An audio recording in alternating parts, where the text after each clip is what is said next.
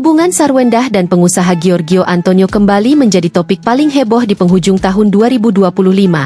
Spekulasi liar langsung meledak setelah foto-foto keduanya viral saat melakukan perjalanan kerja ke Korea Selatan, di mana mereka terlihat mengenakan pakaian tradisional hanbok Korea. Publik langsung menuding, ini pasti sesi pemotretan pre-wedding terselubung. Namun, Sarwendah dan Giorgio kompak membantah keras. Mereka menegaskan bahwa perjalanan tersebut murni untuk urusan pekerjaan profesional dan promosi brand kecantikan. Meskipun demikian, di balik bantahan tegas itu, tersimpan sebuah analisis mendalam. Perjalanan bisnis ini adalah smoke screen paling cerdas yang sengaja mereka ciptakan untuk membangun kemandirian finansial dan perisai psikologis, jauh dari bayang-bayang konflik dengan Ruben Onsu. Perjalanan Sarwendah ke Korea Selatan bersama Giorgio Antonio adalah langkah pertama Sarwendah yang paling signifikan dalam menapak kemandirian global pasca perceraian. Sarwendah menjelaskan bahwa perjalanan ini adalah permintaan resmi dari brand yang mereka promosikan. Jam kerja yang diungkap Sarwendah sangat ekstrim, menunjukkan betapa profesionalnya kemitraan bisnis mereka. Kebetulan kita itu adalah request dari brand, kita kerja juga. Pas di Korea itu emang kita live gitu dari platform, dari TikTok juga kayak kita sehari live aja 8-10 jam. Ujar Sarwendah. Giorgio Antonio pun menegaskan hal serupa. Itu kan karena ikut brand, promo buat brand. Konsep pemotretan mengenakan hanbok pun diklaim sebagai permintaan brand karena alasan uang atau kontrak. Namun, publik sulit menelan mentah-mentah penjelasan ini. Hanbok yang mereka kenakan adalah pakaian tradisional Korea yang sering dipakai untuk upacara pernikahan atau foto pre-wedding, identik dengan simbol cinta dan komitmen. Meskipun mereka berdalih pekerjaan, secara komunikasi nonverbal, keduanya mengirimkan pesan bahwa mereka telah siap memasuki babak pernikahan. Kemitraan bisnis yang mengikat mereka secara profesional menjadi justifikasi yang sempurna untuk menghabiskan waktu berdua, jauh dari paparazzi dan intervensi drama di Jakarta. Keputusan Sarwendah untuk bekerja keras di Korea memiliki fungsi ganda sebagai perisai pertahanan yang sangat cerdas di tengah badai konflik. Sebelumnya, Sarwendah dituduh mengeksploitasi anak-anaknya. Dengan bekerja keras di luar negeri, dia menunjukkan bahwa dirinya sendiri adalah sumber pendapatan yang kuat dan independen. Ini mematahkan narasi bahwa dia bergantung pada anak-anak atau menggunakan anaknya sebagai alat. Uang yang diperoleh dari live 8-10 jam ini jauh lebih besar dan sah daripada mengandalkan klaim nafkah yang selalu dipermasalahkan.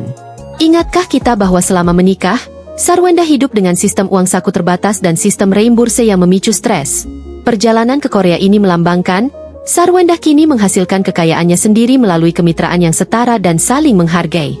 Ini adalah kemenangan finansial yang sangat penting untuk kesehatan mentalnya.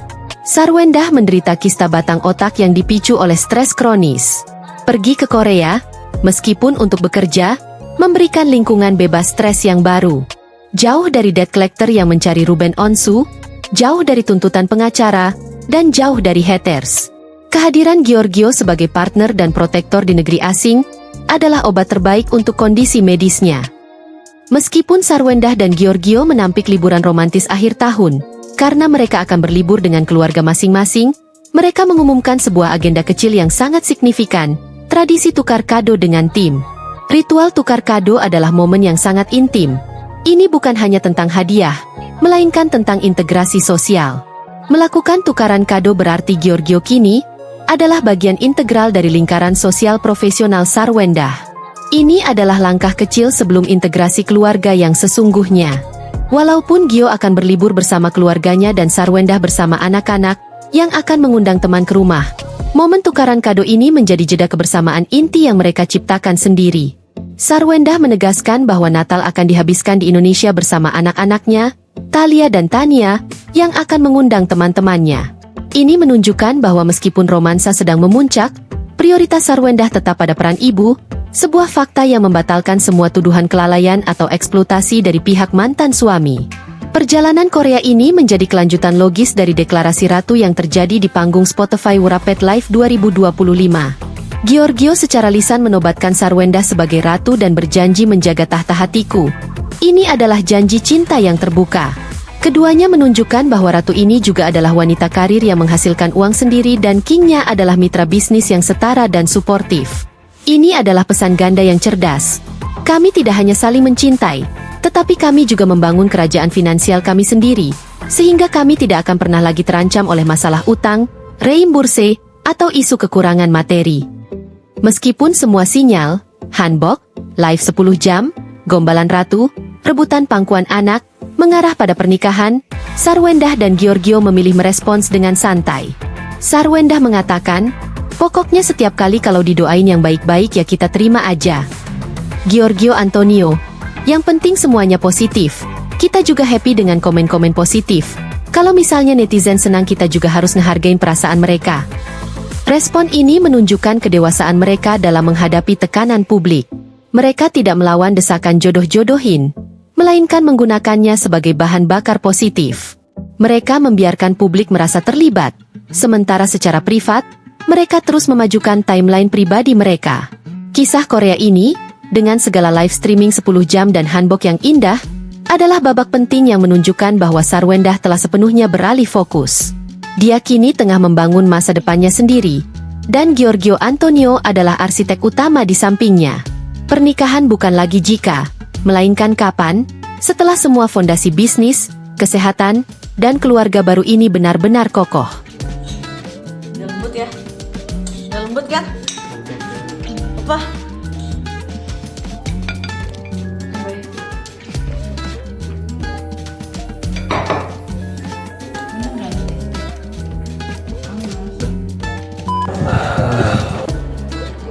Pelayan, Siap tuan. saya lagi penat dan gamut banget. Saya ingin cemilan dengan coklat mewah terbaik dunia. Cepat carikan cemilan lezat untukku. Siap tuan. Aduh, artinya aku harus menggunakan kekuatanku. Semoga tidak ada yang melihat.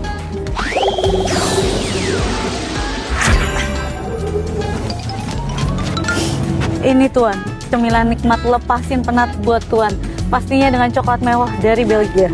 Bukakan buat saya. Baik tuan.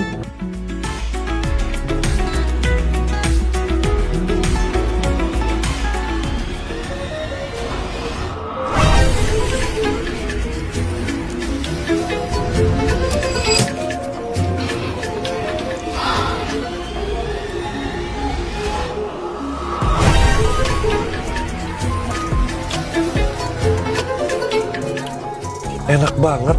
Ini apaan? Ini Pijoy varian Belgian coklat tuan. Kau masih ada lagi tidak? Masih tuan. Bawakan buat saya. Siap tuan. Ini tuan. Baik kalau kayak gitu tuan. Kamu gak akan kemana-mana. Karena sekarang kamu harus temenin saya. Biar lebih nikmat makan pijoy bareng kamu. Buat kalian yang mau cobain juga, langsung aja beli di minimarket terdekat ya.